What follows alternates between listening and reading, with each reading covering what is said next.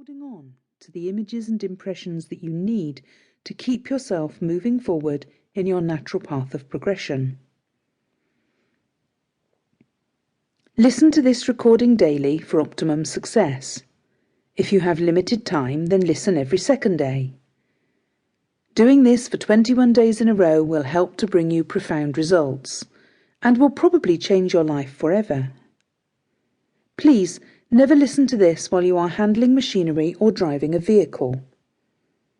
Refrain from listening while under the influence of drugs, medications, or alcohol. And if you happen to suffer from epilepsy or a psychiatric condition, please consult your physician before proceeding.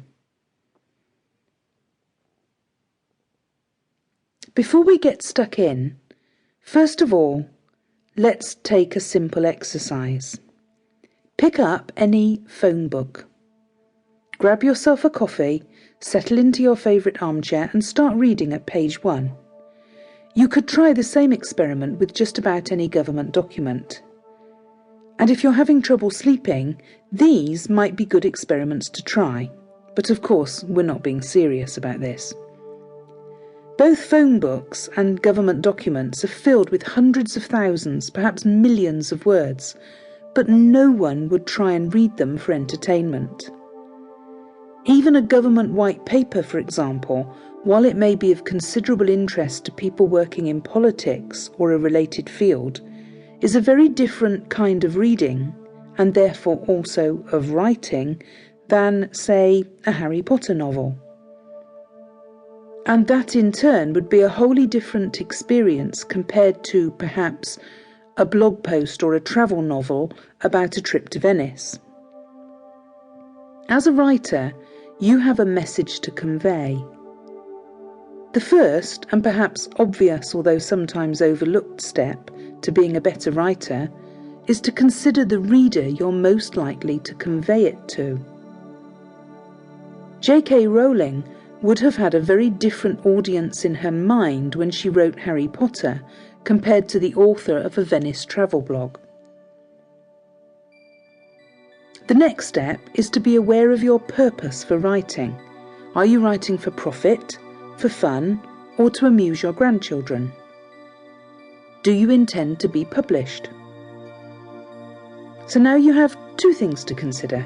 The first is what kind of reader you're writing for, and the second is to know why you're writing it. The third component to becoming a better writer is to know your message and how you want your reader to experience it.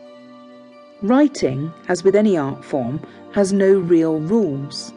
Even the rules of grammar, which were perhaps drummed into you at school, are changing rapidly, especially with the common use of text messages, tweets, and other forms of digital communication.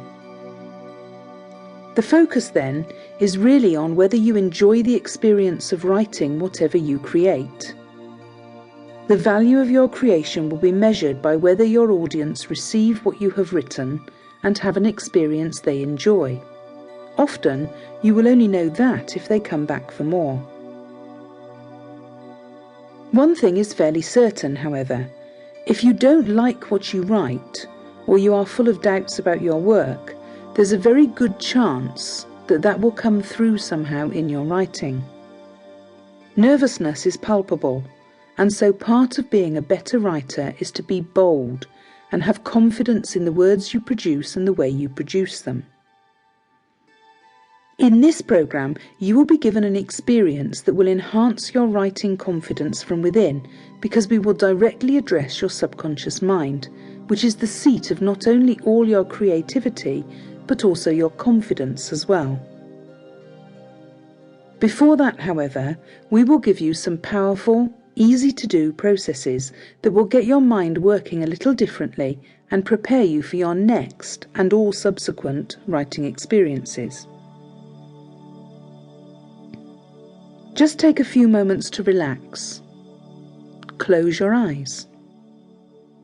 Take a few moments to consider your next writing, whether you have something planned or in progress, or whether you just prefer to write spontaneously. It's all fine, it doesn't matter.